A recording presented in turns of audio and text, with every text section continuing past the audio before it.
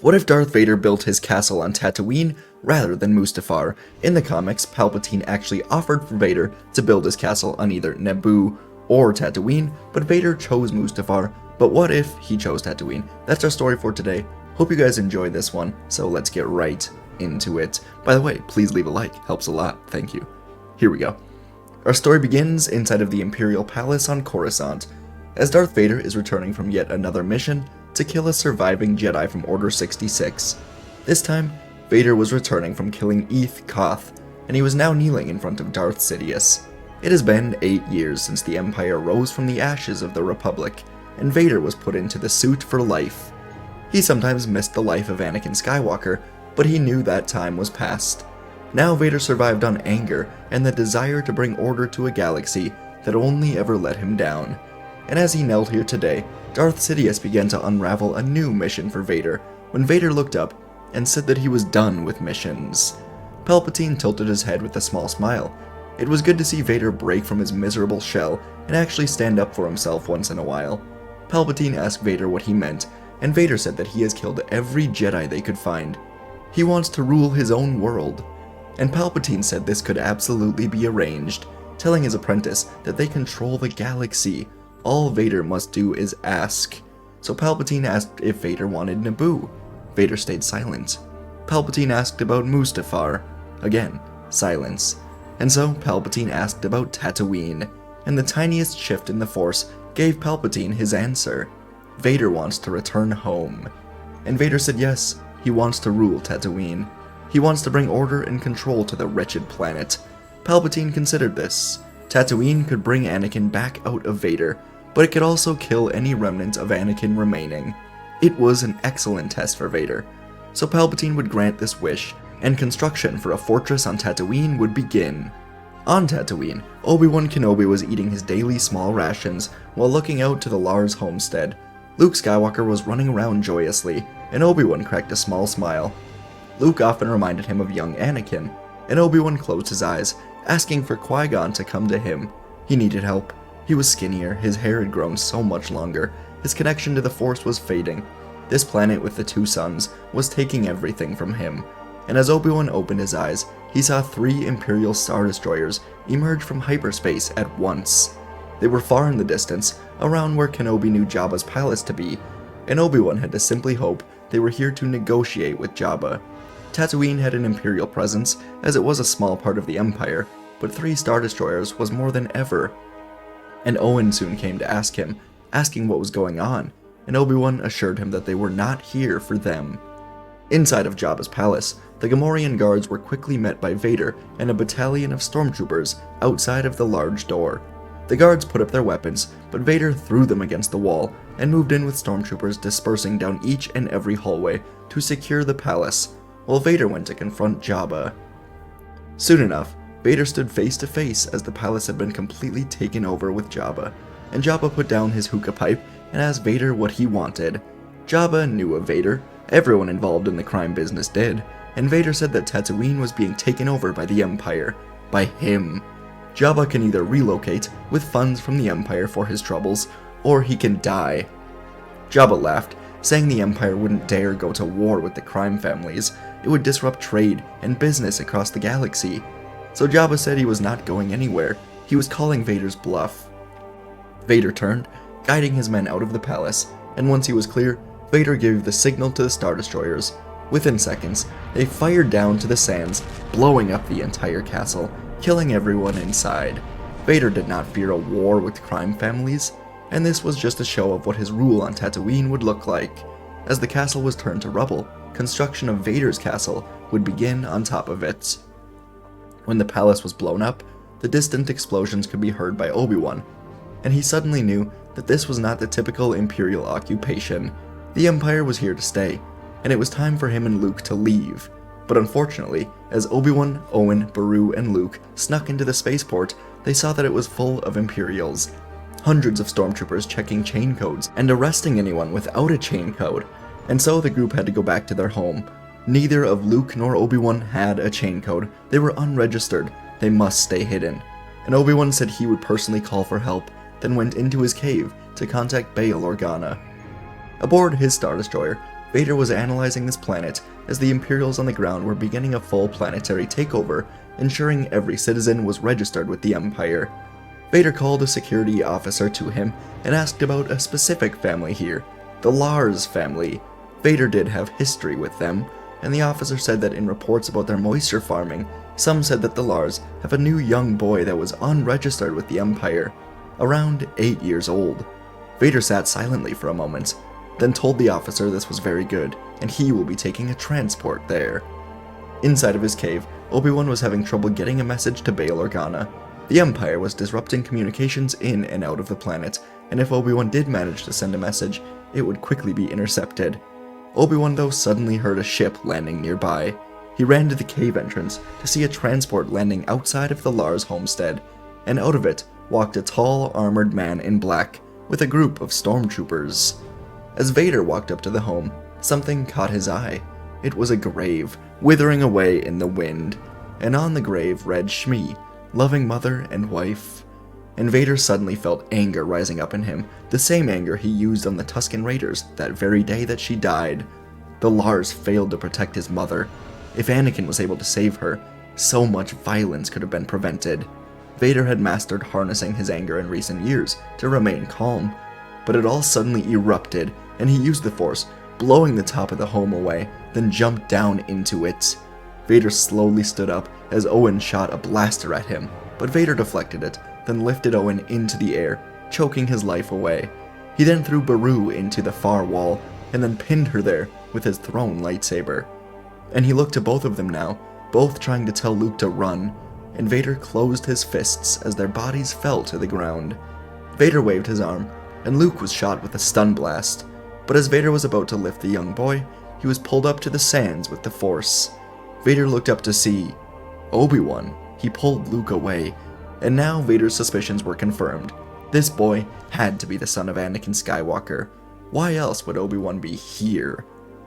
And as Obi-Wan got Luke to safety, he ignited his blue lightsaber, preparing to face this thing.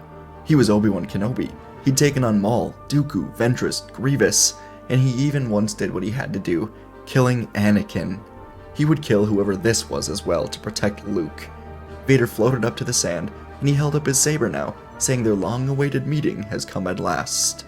Obi-Wan looked confused, and Vader asked how he could have been forgotten so quickly, after being left for dead in the fires of Mustafar. And Obi-Wan stepped back with fear all of a sudden, and said, "Anakin." Vader lifted his fist into the air, lifting a wave of sand, and he yelled that Anakin is gone. He is what remains, then threw the wave of sand at Obi-Wan before charging in with heavy swings. Obi-Wan slid away from the sand, then stood to block the strikes from Vader. He was fueled by sudden memories of his former apprentice. He was striking back with renewed strength, but Vader was a relentless force, his strikes powerful, fueled by the dark side. Vader quickly had the upper hand on Obi-Wan, and with each clash of their lightsabers, Vader pressed forward, driving Obi-Wan back step by step. And as they fought, the scorching suns beat down on them, intensifying the heat of their duel. Obi-Wan's breath grows labored, his movements becoming slower as fatigue was setting in. This revelation that Anakin survived and became this only hurt Obi-Wan in this fight. He couldn't believe what Anakin became. He couldn't believe what the Sith were doing to this galaxy. And sensing his new advantage, Vader unleashed a flurry of attacks, pushing Obi-Wan to the brink of defeat.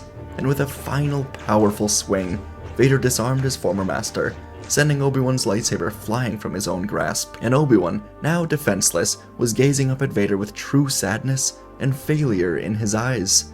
Obi-Wan was about to apologize, to ask Anakin to come back, but the red saber pierced his heart, and Obi-Wan fell dead with no words escaping his mouth. Vader slammed his fist into the ground, and the sands opened up a hole that Kenobi's body fell into. The sands covered him, and Vader looked down to the young Luke Skywalker. This was his destiny. 10 years later, Luke Skywalker woke up inside of the Tatooine fortress and made his way to the window. He looked outside to see the new Tatooine capital city under heavy construction, with Tusken Raiders working hard to put it all together for their Lord Vader. Luke sat down on his floor and he began to meditate, something Vader never really taught him to do, but something that helped Luke to manage his own anger. And Luke reflected on the 10 years since he became apprentice to his father. He remembered Vader and the stormtroopers coming to his home, killing his aunt and uncle. He was captured and he awoke inside of the fortress, back when it was barely put together at all. Luke was stubborn early on, refusing to speak or eat or even look at Vader. He missed his family, but Vader had told him the truth. It was Obi-Wan that took everything from his real family. Obi-Wan and the terrorist Jedi that cut down his father on Mustafar. Luke knew the truth now. Anakin was trying to bring peace to a warring galaxy when the Jedi tried to kill the Chancellor. So Anakin did what had to be done, and he paid for it. When Luke eventually opened himself to the Force and to Vader, his training would begin, and it would go extremely well. He started around age 10, and now at age 19, he was elite with the Force, and with his red lightsaber. In sparring duels with Vader, the two of them were basically even, and Vader had been practicing for decades.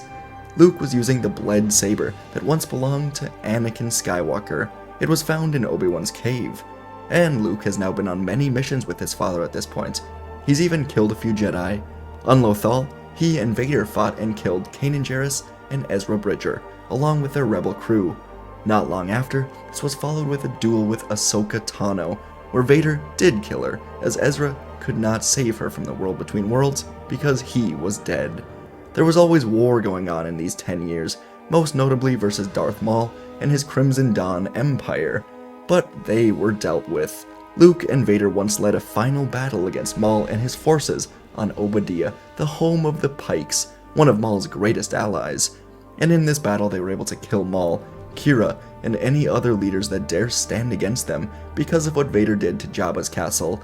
Jabba warned him that war would come, and Vader embraced it. It was good for the Empire, good for them to stand up against something, and this war even helped the galaxy to almost rally behind the Empire, because it was better than a crime family rising up to lead the galaxy.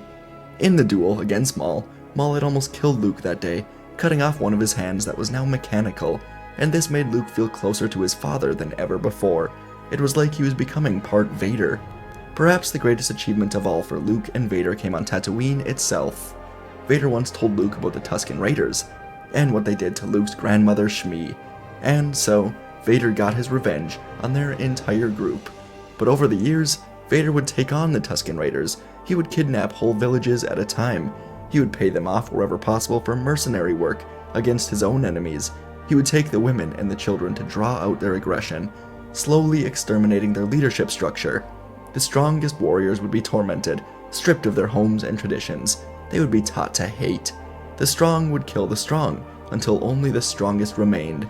The Tuskens' religion was taken away, their suits were destroyed, and replaced with black armor, something more fitting for their new master. Their sticks they got to keep, because all they have left is brutality that they represent. And slowly but surely, Vader would give them a new identity, and he would mold them into his own personal army, enforcers he can dispatch around the galaxy, to serve as his own honor guard, like Sidious's honor guard, helping build this new Imperial city on Tatooine that he was using to rule from. It was brutal, but Luke and Vader felt vindicated for Shmi. They took the Tuskens and made them their own. The Empire was stronger than ever. Luke was fine with his place in all of this, with his seat next to Vader, ruling over Tatooine and the galaxy. And he ruled over Tatooine, once the home of nothing but crime and smuggling. It had now become home to one of the heaviest Imperial presences in the galaxy, as the Empire secured the trade and the smuggling routes here, taking them for themselves. Tatooine's economy was stronger than ever, affording this new Imperial city. And overall, the 10 years with Vader allowed Luke to use the darkness that was always inside of him to help keep this galaxy in line. But something recently began to bother him. Nightmares. Luke was having vague nightmares about his mother, and every night they became more clear. He'd see Lava, her ship, and he saw his father before he was put into the suit. And one night, these nightmares finally became clearer than ever. Luke would see Vader lifting Padme, choking her, dropping her to the ground, as Obi-Wan tried to save her. Luke saw the truth. It was not Obi-Wan that killed his mother. No, instead it was Vader. And this made Luke very angry. He had questions, but the anger made him want revenge. So once these nightmares were clear, Vader would arrive back from a meeting with the Emperor, and Luke went to confront him. The Emperor did know about Luke, but Vader simply said that he was a child discovered on Tatooine, not that he was the son of Anakin Skywalker. Palpatine, though, was no fool. He could see through Vader's thoughts. He knew the truth. And so he gave these nightmares to Luke using Sith alchemy, the same trick he once used on Anakin.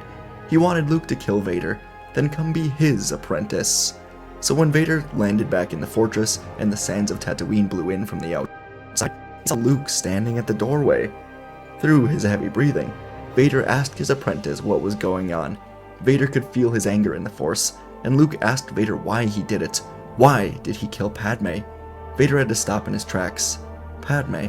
He missed his wife every day, and Vader told the truth now. He said that he was blinded by anger and by hatred, which is why he has mastered overcoming this anger and turning it into calm, reserved power. Luke's anger was still swirling. Vader asked how Luke found out about this, and Luke said he was having nightmares about it. Nightmares? Vader remembered his nightmares, the ones that came to him, and something clicked for Vader. These nightmares were not natural. No, they were created by someone. By Palpatine, first to turn Anakin on the Jedi, and now to turn Luke against him. And Vader told this to Luke, saying the Emperor can never be trusted, and if Luke trusts him, someday they can bring back Padme from the dead with power. Together they can find the power to do it. And so, Luke would trust him. They would come up with a plan. The Emperor underestimated just how close Luke and Vader had become over these years. Although they were dark side users, they truly were close as father and son, and Luke felt sorry for Vader upon learning about his path down the dark side. They would not separate easily. Sometime later, in his office on Coruscant, Emperor Palpatine would receive a transmission from Tatooine. It was Luke, and he told the Emperor that he has killed Vader. Then he kneeled to Sidious, asking to be the true new apprentice to the Sith. Palpatine smiled, telling Luke he has done well in replacing his father, and he will personally be coming to Tatooine. The message ended, and Luke looked to Vader. The plan was in motion. When Sidious arrived on Tatooine and entered the castle, something quickly felt off in the Force. It was like the Force was cut from this place altogether. But before he could think on this any longer, Luke came to him and knelt down in front of Sidious, proclaiming his loyalty to the Sith. Sidious said he has done well, and he has a mission for him. Take the Death Star to Alderaan. Destroy the planet. Luke said it will be done. But a moment later, a red lightsaber emerged through Sidious's back, and he fell to the ground, gasping for air. And Vader stood over him now. Sidious couldn't believe that he didn't sense Vader, but now he looked to the ceiling, and it was lined with Ysalamir, lizards that could wipe out the Force from any room they were in. Palpatine was tricked. He couldn't sense Vader, and he died looking up at the new Sith. Father and son. Master and apprentice. The royal guards would run at Vader and Luke, but Vader used the Force to stop them, then held up his saber, proclaiming himself as Emperor of the Galaxy, and it is now their duty to serve him. The royal guards all looked to each other, and without speaking they knelt down to proclaim their own loyalties to Emperor Vader. And their rule on the galaxy would not be kind. Vader would soon speak to Tarkin and Thrawn, and the three of them would agree on one thing. Palpatine was far too relaxed when it came to the rebellion. He didn't see them as a true threat, and that would change under Vader. Tarkin would take the Death Star to Alderaan without any warning, and he would blow it up. Then the Imperial Senate would be disbanded, as Senator Leia Organa died in the explosion. Leia was a beacon of hope for many, including Yoda, who was waiting for her on Dagobah. She would never come, and Yoda would die alone on Dagobah as the last of the Jedi. Thrawn would get full control of the Imperial military and begin squeezing systems tied to the rebellion, until the rebellion eventually revealed itself. Battle after battle would be won by Thrawn, including over Scarif. The rebellion would die without ever getting plans to the Death Star, and the Empire, with Vader and Luke leading many of the ground assaults, would win battle after battle. Vader would soon form more of an Imperial trio with him, Thrawn, and Tarkin, ruling the Empire together, while he tasked Luke with restarting the Inquisitorius, with Force-sensitive children found across the galaxy. Over the years, this new empire would rule with true Imperial power, with no planets willing to rise up because of fear of the Death Star. The Death Star would someday blow up Coruscant a few years after Alderaan because of the Undercity forming an alliance with unhappy former senators. Before this new rebellion could ever rise, the planet became nothing but floating rocks in space. The Empire would reign for years, with no one to stop the father-son duo of Vader and Luke. And at the height of their power, the two of them would spend years working on something that Darth Plagueis only got started on, influencing midichlorians to create life. The two of them would travel to Naboo, and after years of training, they would use the dark side of the Force to revive Padme's midichlorians. After hours of work, they revived Padme, but because they used the dark side, Padme herself was infused with darkness, and so once revived, she had no issue stepping in as Empress to continue ruling the galaxy with them for as long as they lived. And folks, that is our story for today, of what if Vader ruled Tatooine instead of Mustafar. This is an idea I've had for a while, but I don't know, I just really felt like doing it the past couple days, so had fun with it a lot. I really just like the idea of Vader, I don't know, choosing Tatooine and it just resulting in a lot of luck for him, with Luke being there, Obi-Wan. Anyways, hope you guys enjoyed the story altogether. Let me know what you thought in the comments. I appreciate you listening. What do you think of the 10-year jump and then kind of reliving the 10 years in maybe like a meditation session? I thought that was an interesting path to take, doing the 10 years later and then just having Luke, recap what happened in those 10 years. I like that better than just kind of going event by event through the time. I don't know. It was just a quicker but also more interesting way to do it, so let me know what you thought of that. Thanks for watching, and I'll see you in the next video.